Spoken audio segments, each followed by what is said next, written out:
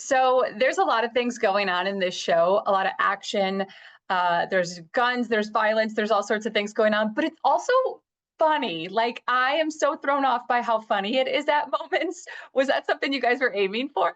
It's such a great question. I mean, I think that the best actors have humor and are able to find that, even in scenes that maybe aren't written to be particularly funny, and yet there can be a moment where where there is where there is humor. I mean, this is personified, I think, best by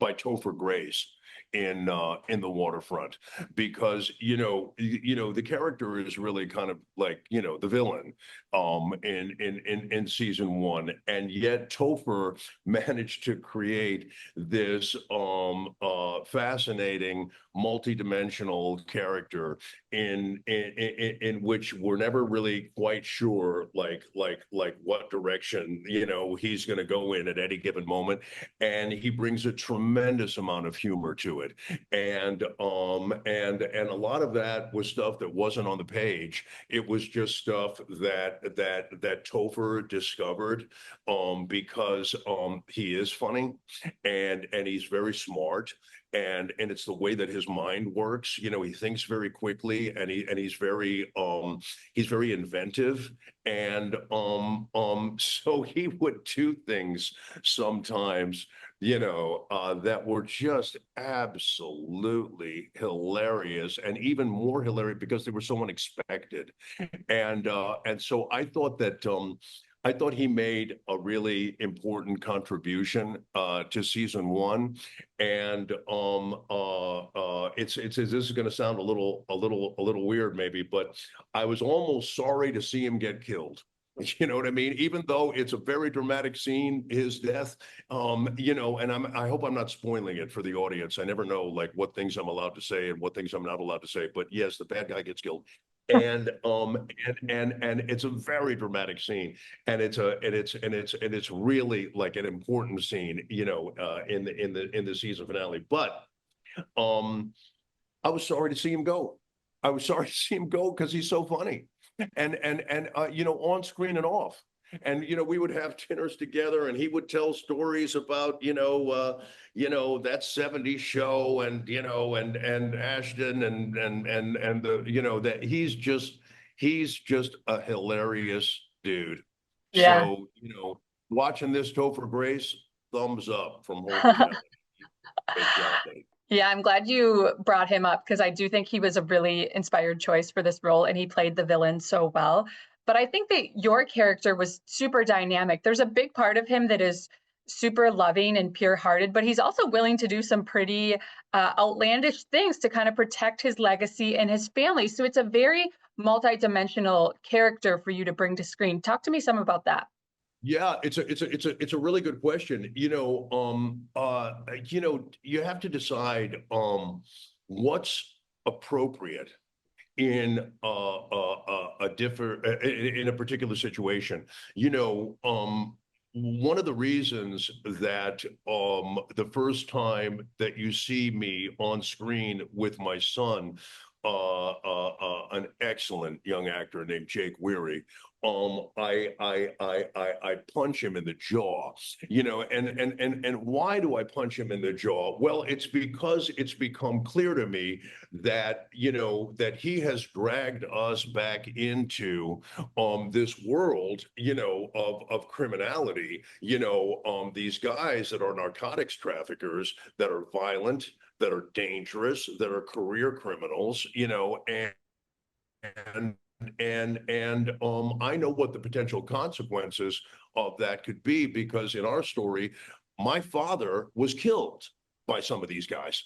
Do you see what I mean? And so that's why I got out of that business, because I understood that it wasn't only me that I was risking my entire family, because that's what they'll do. Do you see what I mean? If they've got a gripe with you, it's not just you. They'll kill your wife, they'll kill your daughter, they'll kill your grandson. You know what I mean? They don't care. and almost like a cartel kind of mentality is what these guys have, and we know what the kind of extreme violence that those people engage in, right?